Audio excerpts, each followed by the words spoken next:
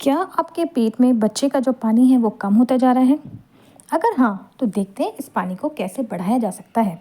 इस वीडियो में हम एमनियोटिक फ्लूइड यानी कि इसी पानी के बारे में पूरी आपको जानकारी देंगे। सबसे पहली बात, एमनियोटिक फ्लूइड क्या होता है? ये बच्चा जो है आपका एक थैली में होता है जिसे बोलते हैं एमनियोटिक सैक। इसके अंदर जो पानी होता है उसे बोलते हैं एमनियोटिक फ्लूइड। सबसे पहले तो इसमें ये पानी पानी रहता है। धीरे धीरे इसके अंदर न्यूट्रिएंट्स, हार्मोन्स, एंटीबॉडीज़ और बाद में बच्चे का यूरिन भी आने लग जाता है। अब इसका क्या क्या काम होता है? ये आपके बच्चे को बाहर के शॉक से प्रोटेक्ट करके रहता है, क्योंकि पानी है तो बाहर से अगर कोई भी चोट लगती है तो वो सीधे आपके बच्चे को नहीं लगती है।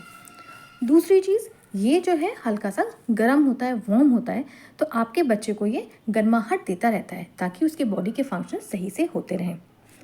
दूसरा, इसके अंदर जैसे बताया एंटीबॉडीज़ होती हैं, तो ये आपको आपके बच्चे को जो इन्फेक्शंस हैं उनसे बचा के रखता है। इसी के द्वारा बच्चा जो है ब्रीदिंग की प्रैक्टिस करता है। जी हाँ, पानी पेट के अंदर जो बच्चा ब्रीदिंग करता है वो इसी के थ्रू होती है। यही वो पानी है जो कि बच्चा पीता भी है, इसी को swallow करता है। उसका जो डाइजेस्टिव सिस्टम है वो इसी पानी के ऊपर डिपेंड करता है। अब पानी अच्छा होता है तो बच्चा आसानी से इसमें फ्लोट करता है।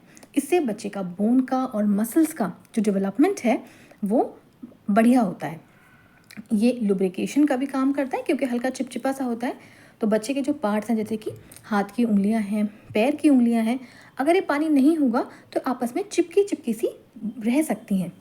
दूसरा, जो अम्बिलिकल कॉर्ड होती है यानी कि वो नाल जिससे बच्चे को बच्चा जो है माँ से कनेक्टेड रहता है, ये उसको भी सपोर्ट करके रखती है। अगर पानी कम होगा तो ये भी चिपक जाएगी और बच्चे के अंदर जो है न्यूट्रिएंट्स की कमी होने लग जाएगी।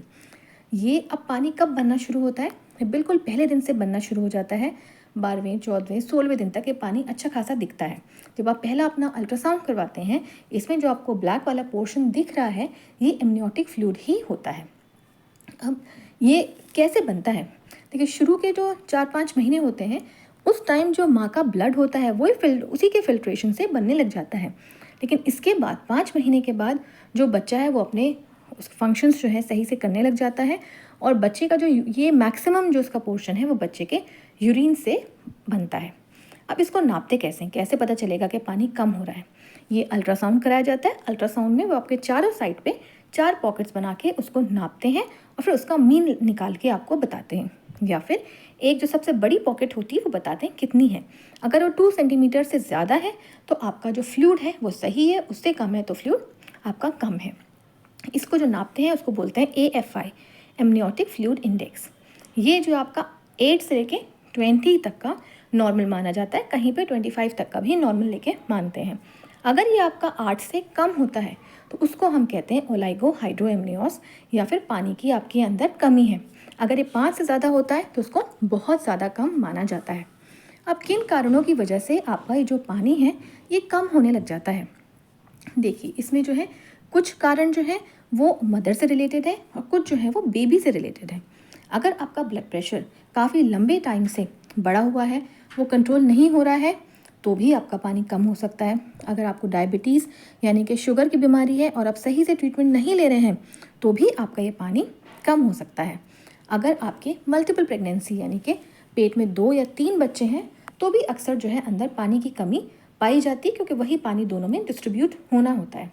कभी कभी बर्थ डिफेक्ट्स होते हैं, जैसे कि अगर बच्चे की किडनी सही नहीं होती है या सही से काम नहीं कर रही होती है तो भी फ्लूइड नहीं होगा, उसमें पानी की कमी होगी।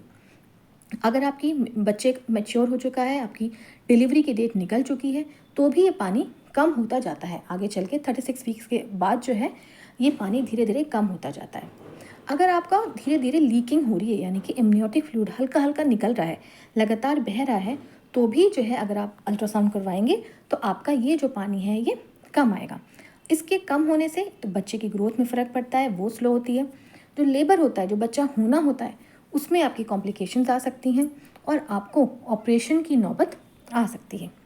अब क्या कर सकते हैं आप जिससे कि आपका ये पानी बढ़ जाए? सबसे पहले तो आपको पानी ज़्यादा लेना है। आप पानी ज़्यादा लेंगे तो आपके जो बच्चे के अराउंड जो पानी, जो एमनियोटिक फ्लूइड है, ये ऑटोमेटिकली बढ़ेगा। अगर आप पानी ज़्यादा नहीं ले सकते तो आप पानी के बदले जैसे कि नींबू पानी है वो लें, या ऐसे फल लें जिनके अंदर वाटर कंटेंट ज़्यादा होता है, जैसे कि वाटरमेलन है, इसके अंदर पानी ज़्यादा होता है, ऐसा लें। और कोकोनट वाटर यानी कि जो नारियल पानी है ये बहुत ज़्यादा हेल्पफुल होता है आपका जो चारों ओर का पानी अमनियोटिक फ्लूइड को बढ़ाने के लिए। नेक्स्ट, आप अपना प्रोटीन का इंटेक बढ़ाएं, जैसे कि आप अंडा लेना शुरू करें, कम से कम 2 बॉइल्ड अंडे सुबह के टाइम आप ज़रूर लें। आप अगर स्प्राउट्स लेते हैं तो आप स्प्राउट्स लें, रात को भिगो दें, सुबह एक आध दिन में स्प्राउट्स निकल आते हैं, वो खा लें। देखिए, पहले ऐसे कहा जाता था कि रेस्ट, आराम करने से भी फ्लूइड जो है बढ़ता है, लेकिन ऐसा कम ही होता है, लेकिन फिर भी आप रेस्ट कर सकते हैं। ये थोड़ा बहुत हेल्पफुल होगा, अगर आपको लीकिंग हो रही है उस केस में थोड़ा बहुत ही हेल्पफुल हो सकता है। अब अगर आप डॉक्टर के पास जाते हैं तो आपके फ्लूइड्स, IV फ्लूइड्स लगाए जाते हैं, एम्यूनोप्लाज्मा होते हैं वो लगाए जाते हैं, या थोड़े बहुत कम होगा तो आपको कुछ सैशे दिए जाते हैं पानी में घोल के पीने के लिए। 10-12 दिन पीते हैं, उससे जो है काफ़ी आपके फ्लूइड में फ़र्क आता है। अगर आपका फ्लूइड बहुत ज़्यादा कम है, जैसे कि 2 से कम आ रहा है, तो ये एक इमरजेंसी सिचुएशन होती है। इसमें जो है आपको सिजेरियन ही करवाना पड़ता है, इसमें जो है ऑपरेशन ही कराया जाएगा ताकि आपका बच्चा सेफ़ रहे। आपने खुद ही देखा कितने सारे काम होते हैं अमनियोटिक फ्लूइड के। अगर आपके माइंड में कोई क्वेश्चन है तो आप पूछ सकते हैं। ये सिर्फ एक नॉलेज के लिए मैंने वीडियो बनाई है। आप जो है अपने डॉक्टर के पास ज़रूर जाएँ, उनसे कंसल्ट करें। वीडियो अच्छी लगी हो लाइक करें, शेयर करें, चैनल सब्सक्राइब करें।